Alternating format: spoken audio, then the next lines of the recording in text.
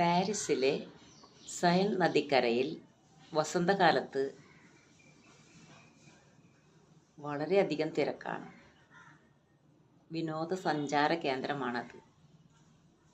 അവിടെ അന്ധനായൊരു യാചകൻ കഴുത്തിൽ ഒരു പ്ലക്കാർഡൊക്കെ തൂക്കിയിട്ടുണ്ട്. ദയവ് ചെയ്ത് എന്നെ സഹായിക്കൂ, ഞാൻ അന്ധനാണ് എന്നാണ് ആ പ്ലക്കാർഡിൽ എഴുതിയിട്ടുള്ളത്. ആളുകളെല്ലാം തിക്കി നടക്കുന്നു.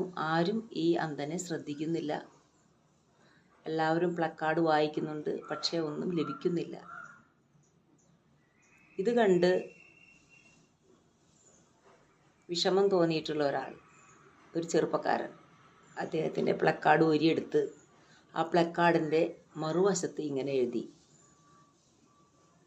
പാരീസിലെ വസന്തം എത്ര മനോഹരമാണ്, എനിക്കോ അത് കാണാൻ സാധിക്കുന്നില്ല.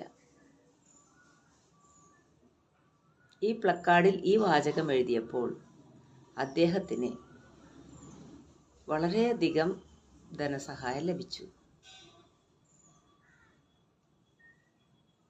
എന്താണ് ഈ ധനസഹായം ലഭിക്കാനുണ്ടായ കാരണം?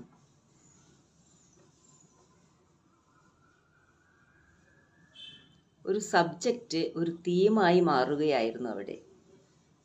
ഞാൻ അന്ധനാണ്, എന്നെ സഹായിക്കൂ എന്ന് പറയുന്ന ആ സബ്ജക്റ്റ്, വിരസമായ സബ്ജക്റ്റിൽ നിന്ന് നിങ്ങളെല്ലാവരും ഈ വസന്തകാലം ആസ്വദിക്കുന്നു, എനിക്കത് കാണാൻ സാധിക്കുന്നില്ലല്ലോ എന്ന് വന്നപ്പോൾ എല്ലാവരും അവരവരെക്കുറിച്ച് ചിന്തിച്ചു. എനിക്ക് ഈ വസന്തകാലം ആസ്വദിക്കാൻ സാധിക്കുന്നുണ്ട്. കിളികളുടെ കരച്ചിലും സൈൻ നദിക്കരയിലുള്ള വിടർന്നിരിക്കുന്ന പൂക്കളും എല്ലാം കാണാൻ സാധിക്കുന്നുണ്ട്. പക്ഷേ ഇദ്ദേഹത്തിന് സാധിക്കുന്നില്ല. എല്ലാവരും ആ കാര്യം പേഴ്സണലായി ചിന്തിക്കാൻ തുടങ്ങി. സ്വന്തം കാര്യം ചിന്തിക്കാനാണല്ലോ എല്ലാവർക്കും താല്പര്യം. അതങ്ങനെ തന്നെയാണ് വേണ്ടതും.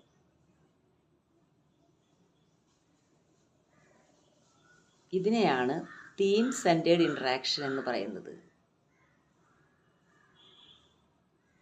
സബ്ജക്റ്റ് ആ പ്ലക്കാർഡിൽ ഒരു തീമായി അവതരിപ്പിച്ചപ്പോൾ അദ്ദേഹത്തിന് വേണ്ട ധനസഹായമെല്ലാം ലഭിച്ചു.